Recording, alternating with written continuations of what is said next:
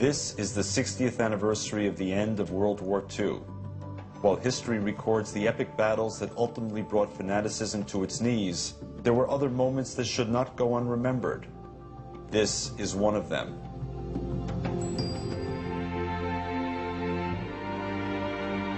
Dearest mine, again, no mail. A bit of excitement. An NBC reporter phoned me last night and told me he wanted to broadcast part of my service on this Sunday afternoon. Captain Sidney Lefkowitz was now advancing with his unit into Germany. Earlier he had landed on Omaha Beach, was at the Battle of Saint-Lô, and would soon serve at the Battle of the Bulge. Captain Sidney Lefkowitz, winner of the Bronze Star for Valor, U.S. Army chaplain, Rabbi. This afternoon we arranged for the broadcast. The reporter promised to have NBC advise you so that you could tune in. Therefore, unless atmospheric conditions interfere, you'll be hearing me on Sunday. Yours, Sidney. The first Jewish service broadcast on Nazi soil for soldiers of the advancing Allied armies. A Jewish service held near the site of a destroyed synagogue, broadcast to all of America. And perhaps even more significantly, a broadcast that was to be rebeamed directly to the German people. A warning, in the words of Milton Krentz, radio director of the American Jewish Committee, that the Allied armies, composed of every color, faith, and nationality, will never halt until freedom takes the place of tyranny on every inch of Axis soil. And so the stage was set for one of the most moving gestures of the war. The National Broadcasting Company, in cooperation with the American Jewish Committee, brings you now a special broadcast of historic significance, with the first Jewish religious service broadcast from Germany since the advent of Hitler. This week's service is being held in an open field underneath a blue sunlit sky. To hear the sound of artillery guns, because the front line is not far from where we are.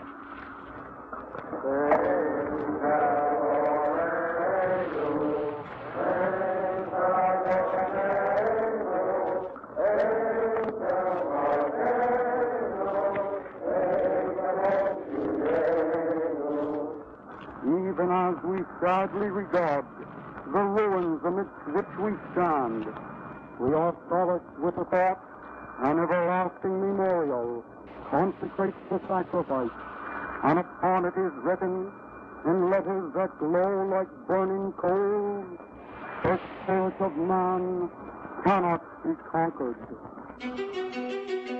The importance of the service at Aachen was apparent to everyone. The U.S. Army dispatched photographers to cover the event. AP, UPI, and Acme Pictures were also present.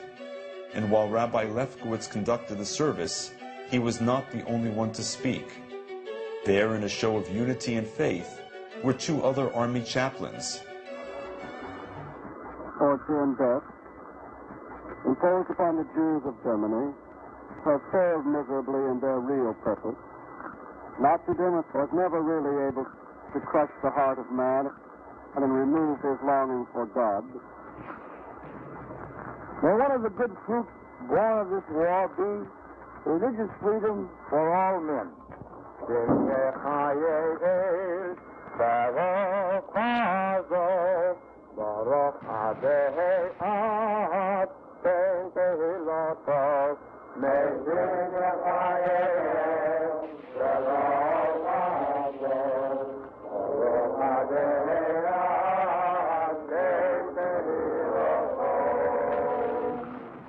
You have just heard a special broadcast of historic significance presented by the National Broadcasting Company in cooperation with the American Jewish Committee.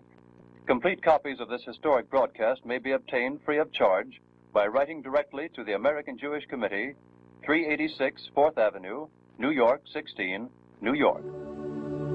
60 years after the world stared into the abyss, this anniversary serves as a reminder that we must continue to challenge bigotry and hatred wherever they exist, that we must continue to make ourselves heard in the face of indifference, and that we must continue to speak out steadfastly for democracy and mutual respect.